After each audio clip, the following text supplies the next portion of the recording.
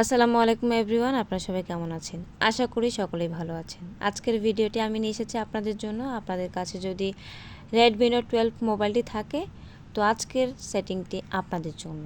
তো এক্ষুনি আপনাদের মোবাইলে এই সেটিংটি করিয়ে নিন, নিমিষেই সব নোটিফিকেশন অফ হয়ে যাবে মাত্র এই ভিডিওটির মাধ্যমে।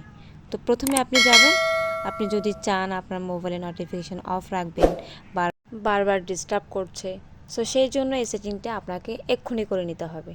তো সেই জন্য আপনাকে এখানে যেতে হবে, নোটিফিকেশন অ্যান্ড কন্ট্রোল সেন্টার যে অপশনটি আছে সেখানে আপনাকে ক্লিক করতে হবে।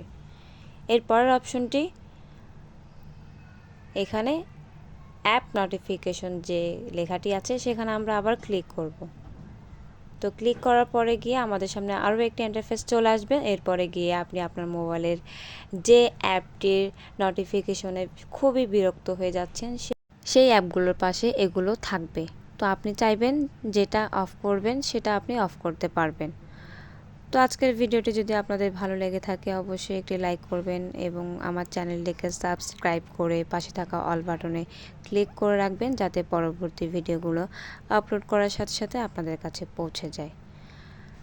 সো ভালো থাকবেন, ধন্যবাদ সবাইকে।